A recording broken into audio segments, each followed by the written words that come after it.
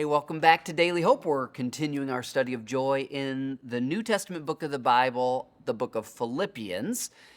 And today I want to talk to you about joy in suffering. Maybe you're in suffering right now. Maybe you know someone who's suffering, and you could send them this Daily Hope after you finish watching it. Now, I mentioned earlier that Paul writes this letter with a theme of joy. He writes it from a prison cell. And I want to take you today into some verses that show you how he was able to have joy when his circumstances were that he was chained, surrounded by armed guards, and trapped in a little cave-like room of a Roman prison cell. Paul says this in Romans 1 verse 12, and then I'll explain the principle of it. He says, I want you to know, my dear brothers and sisters, that everything that has happened to me here, what does that include? Being falsely accused, wrongly imprisoned. He doesn't know when he's going to get out of prison. So all these bad things that have happened, they have helped to spread the gospel or the good news.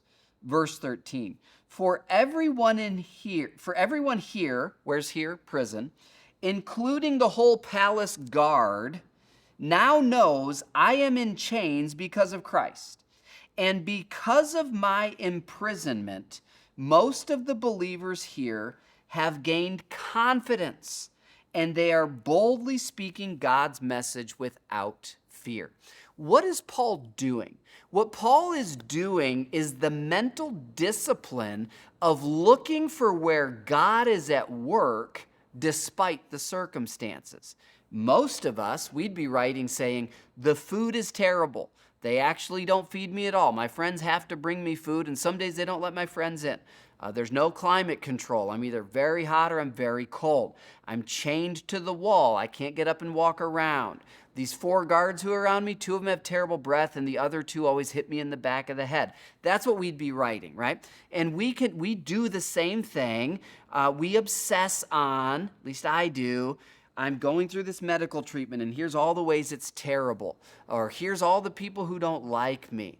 The reason Paul has joy is not that his circumstances are good.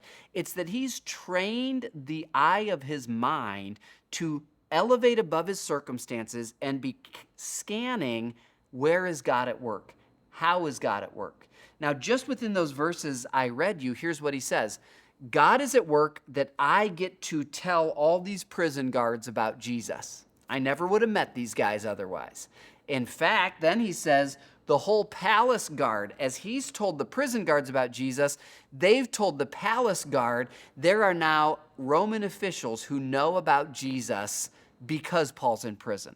Not only that, the believers who live in that area have gained confidence. They've watched their leader walk out into the middle of the spiritual battlefield. They see Satan throwing everything at him, and what they see is, you know what? Satan can't take Paul down. Even putting him in chains can't stop him. So you know what?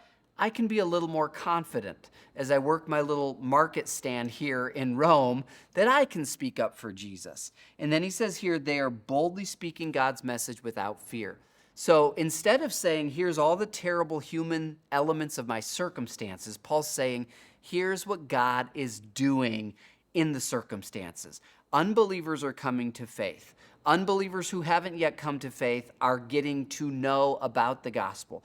Believers are being encouraged, and believers who never would have spoken up about Jesus now are. And so Paul just says, I'm overwhelmed with joy because of all that God's doing. Would you make it your prayer today to just right now say, God, give me a view of what you are doing rather than what I'm enduring. Give me a view of what you are doing rather than what I'm enduring. See you tomorrow.